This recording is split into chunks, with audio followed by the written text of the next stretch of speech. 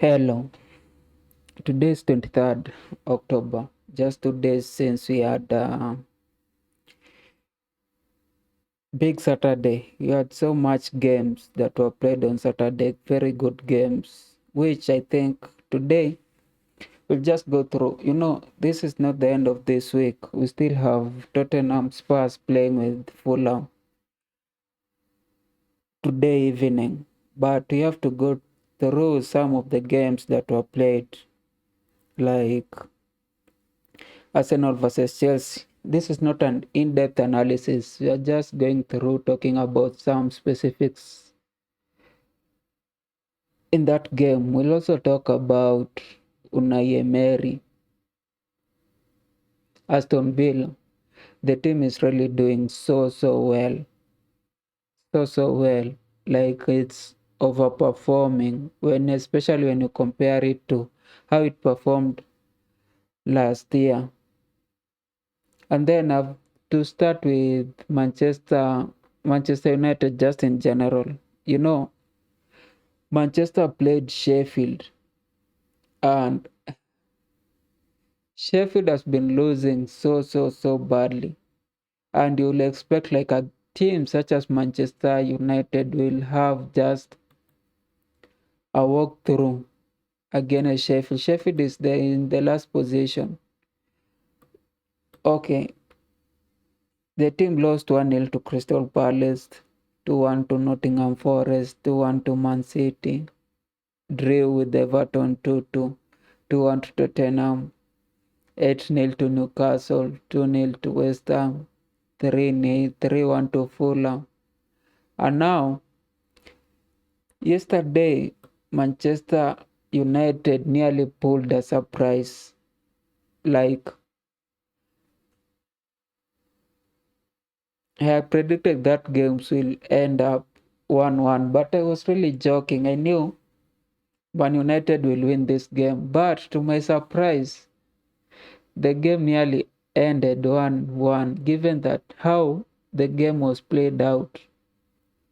Like at some point, you're even wondering, hey, how will this team score? Like I think guys in Manchester United are really, they are good. When you compare, I have to make a video about those people underperforming, and I will say one of them should be this Portuguese as Fernandez. What's his other name?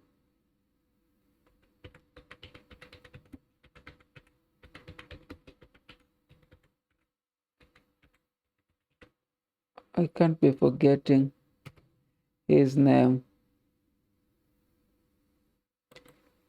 How can I forget his name? And you can tell he has not been making news. If I can forget this guy's name now, how?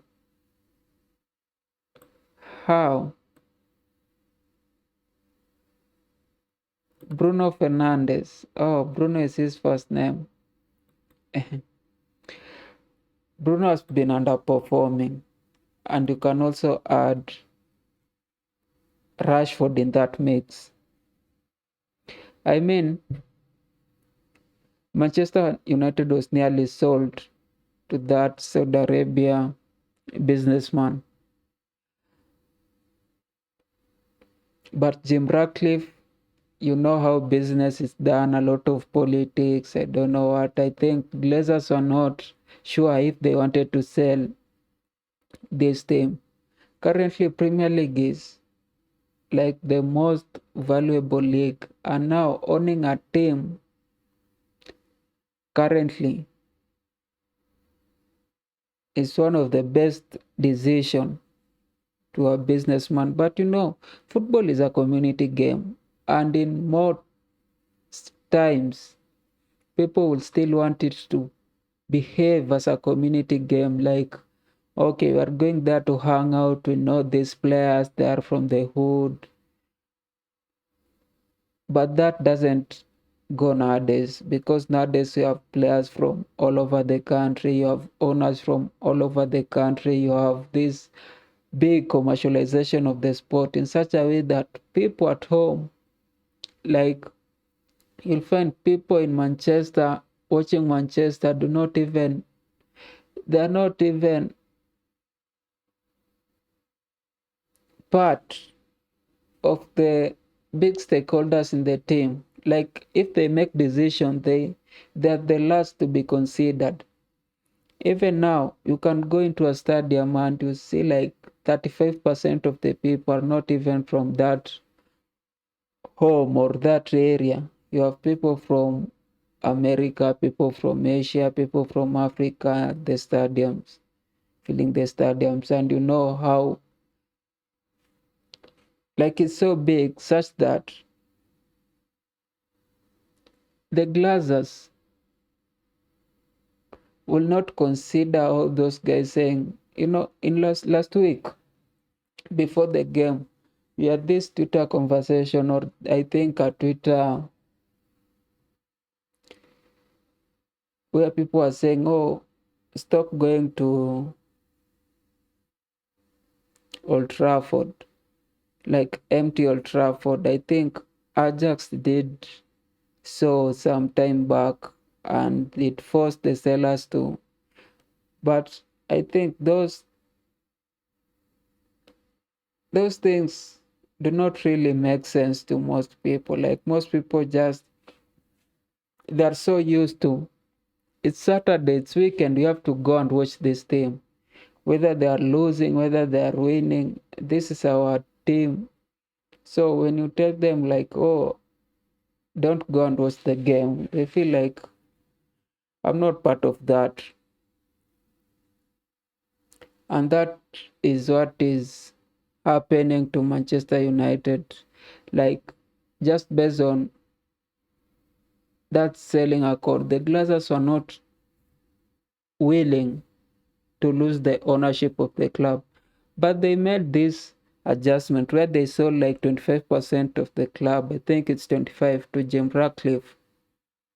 But Jim Ratcliffe will be the one, like, really, as much as he will be a minority shareholder, he'll also be having this say in the transfers or on the running of the club, because he's one of the guys from UK, who now the UK community may feel like, oh, it's part of us. Now the club is also part of us. But Jim Ratcliffe, like news, I don't know if they're true or not, is planning to change the coaching staff. Now, he may, like in the news, I just read, I don't know from which side, like he's considering Graham Potter to replace Ten Hag. I don't know if this is a good decision. The problem with Manchester United, if I can be frank, I don't know if I'm right, but frankly, I can say that we have they have this problem of tradition, which was also catching up with Chelsea, where players who played for the team, or people who are legacy fans, or people around the area, think they have a lot to say about the team. And now even the players who are part of the team from the onset, like they were from academy coming up, even if they're not performing as expected, they still be expected to play.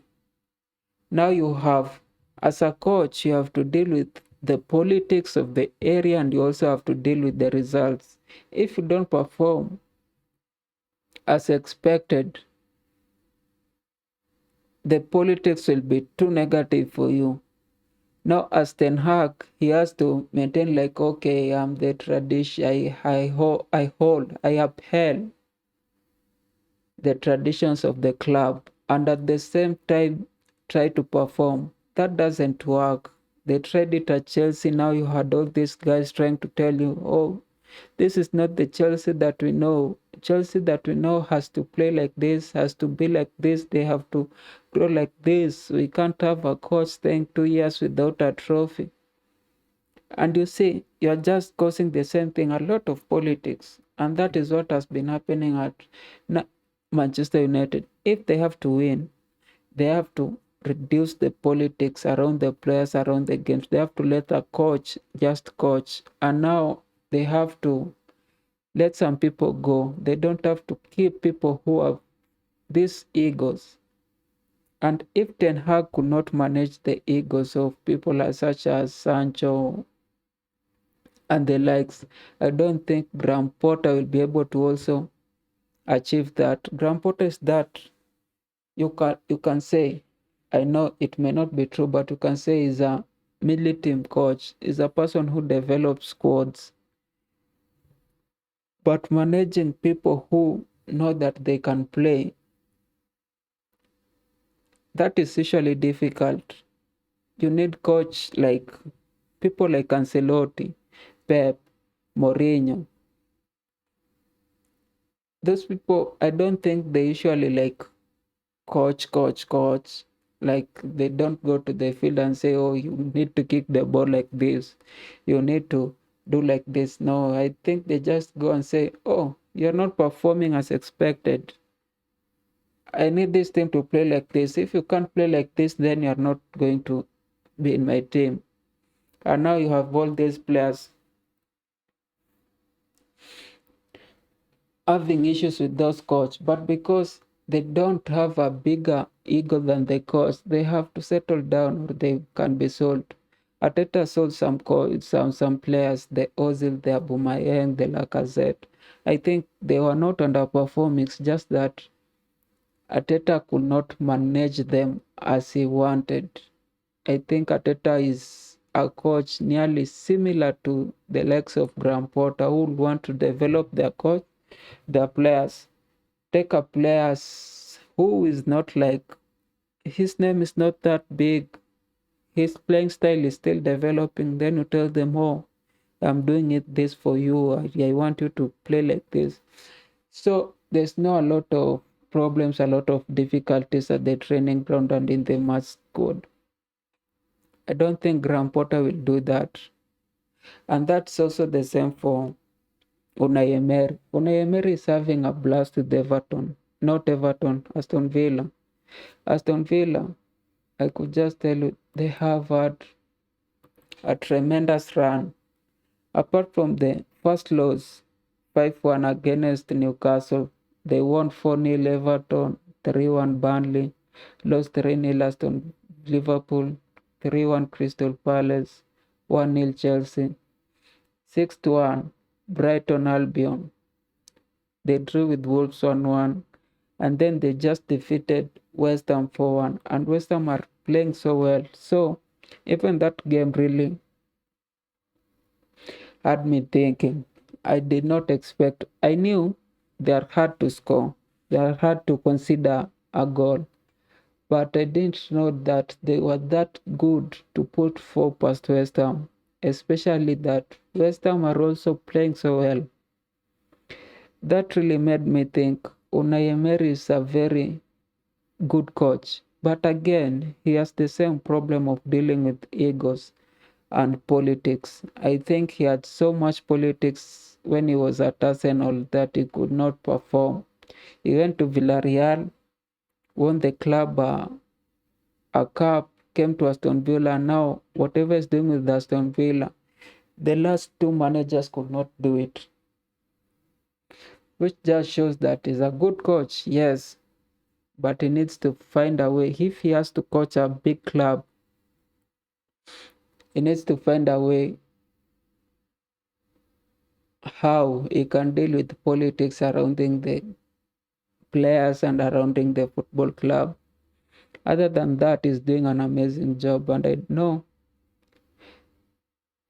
he'll be competing for something at the end of the. I don't know if he'll go at Champions League, because now you could reverse two spaces for Manchester City and Arsenal. Tottenham Liverpool, even Chelsea, Newcastle could still compete for the two remaining positions for Champions League.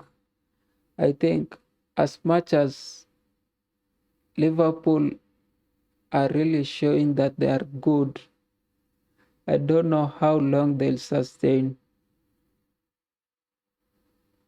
I'm just not sure how they started playing at the beginning of the season and now it's a little different. And now I cannot even tell how they play. They just win game. You go to a Liverpool game and it's quite boring for most of the times. Like they just play like any midfield mid table team. They are not like solve in their play. They don't make this. They're you can say they are intentional, but they're not like they don't hold game ball for they don't have that high possession as we think top team has. They don't they let in chances, like they will play with that team and the team will be having chances, but then you'll have Allison or Van Dijk or whoever is playing there always just having that time to save the team. But I don't know how they will sustain this run. In previous season, they used to play like this, but they also out they will outscore their opponents. They used to have this kind where they just easily score. They score 3, they score 4. Now I don't know if that scoring thing is still within them. Like they struggle so much to score. I know Salah is doing so well, but we'll just wait again. Tottenham are playing so well, but in January they will lose Bissouma, Son to the Asian Cup and the AFCON. I don't know. Those are like the pillars of the team, and if they lose them, I don't know how they'll be able to sustain that run again in January. And if they don't sustain that run or this run that they're having in January, at that time is when a lot of big teams usually make a huge difference. You have Man City having this undefeated run, you have Liverpool winning, you have Arsenal trying, and now for Chelsea, Kunku will be back.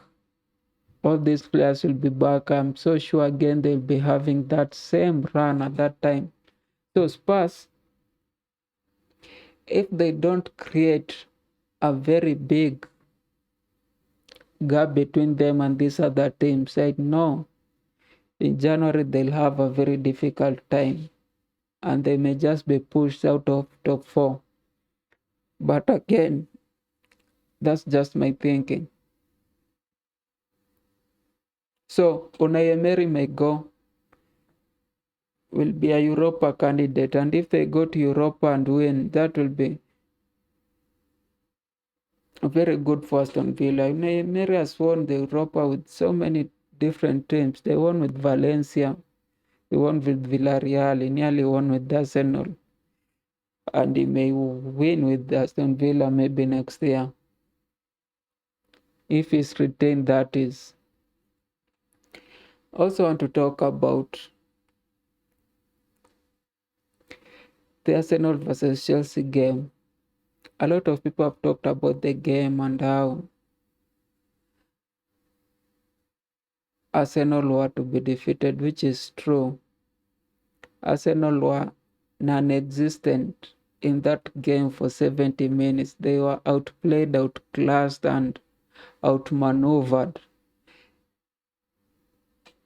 Pochettino really found a way of playing with 4 midfielders with no striker and 2 wingers.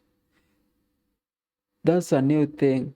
Like, that was even new to Arteta. He did not expect that. And for those people who are saying like you need a striker to score, sometimes you don't. I think the moment they we subbed in the strike and you had to break this for midfield. Now we had Cole Palmer playing at the wing and Sterling playing at the wing, and we had a striker. That's when Arsenal started to again outrun our midfield. And at that time, Enzo was also tired. Now we had only Caicedo and Gallagher trying to hold our midfield in place, which was difficult for them. And that's what gave, you can see in the statistics. I looked at the statistics at, I think, the 60th minute, just right before they changed Modric, Nene, Jackson for Modric. And we had the highest, we had, I think, twice touches in offensive games against Arsenal. We also had the most shots against Arsenal. I think Chelsea also had equally or even more corners. But then within that 20 minutes, Arsenal started creating chances, started having all these corners, started having all these shots, started having all these touches in there, which meant that the substitution which Pochettino made really did Chelsea bad. And as much as a lot of people are putting the blame on Sanchez, which again he should take the blame, but I think the substitutions that were made also contributed to the loss against Arsenal, and Pochettino has not been the guy to make the right substitution for most of the time, even during the PSG days, the Spurs days. Sometimes he used to make certain substitutions, and you're like, why are you doing this, guy? Why? Why? And even at that time, in Saturday when he made the substitution, I wasn't like, okay, you're messing this up. But just after, I think the substitution which made me question him was when Reece James came into the field and he was not replacing Malo Gusto, he was replacing a striker. And to make it worse, I thought maybe they'll go into a five at the back. No, he put Reece James at the right wing, which that was what had cost us all those losses when he had, who's this guy? When he had Ben Chilwell playing at left wing. That's what made a lot of people complain, because sometimes, when these people just start saying like, no, offense is defense for most cases, people don't usually take people usually take this as a joke. But I can tell you, offense and pressing can help you defend better than just staying in your box and defending. A lot of teams that have had crazy defense, apart from that Chelsea Mourinho thing, but most teams that have this crazy defense, how do you say it? Like teams who used to attack so well or press so well, they also had the best defensive record. You can see it in Pep, you can see it even in Klopp, you can see it in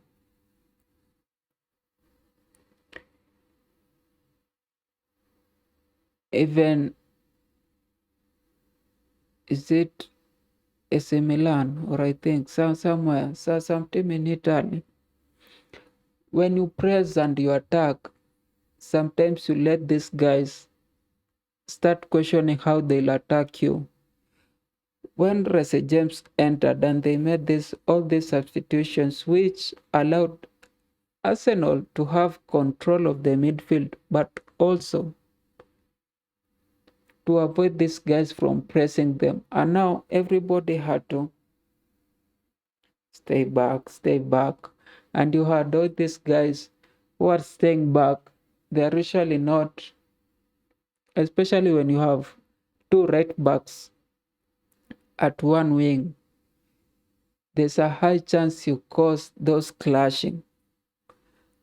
When you play a person out of position and probably you did not coach him how to play in that position, they somehow usually clash. I could see it even when Liverpool was playing Arnold at the midfield. Most of the times you'll find him just drifting back to that right back positions, and sometimes we will left some spaces at the mid. That's what I saw when Reece James and Malo Gusto are playing. Like Reece James will still be a little back when you compare to Sterling. Even when they are attacking, Reece James will be not far, and which will say like, okay, this may be a tactical decision to keep everybody at the back. But was it really? It just allows those players to come at you. When you can't press them, they'll have the confidence to come at you. And I think that's what caused the second goal, because they were just, you will find like a striker such as Trossard. Why was Trossard so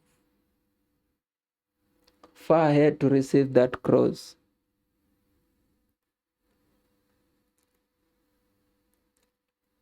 I think you will say that was a little bit laziness from Malo Gusto, but I can also say that that confusion was created in how these teams,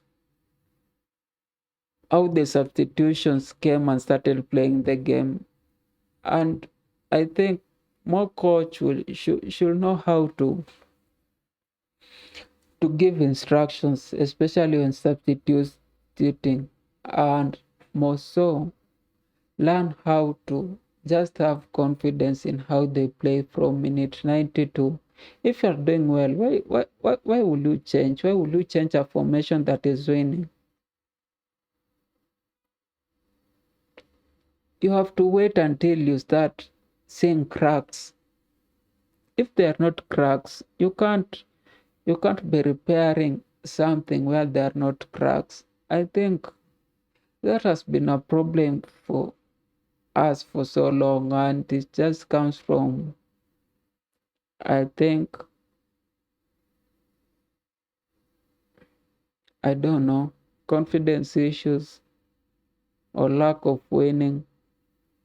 I think Ateta is one of Ateta. We had even, who's this player? Klopp. There are two of the coach who make substitutions that usually influence a game positively. All these others coaches, even Pep, I don't really usually trust them with their substitution. They sometimes usually make a lot of things on emotional.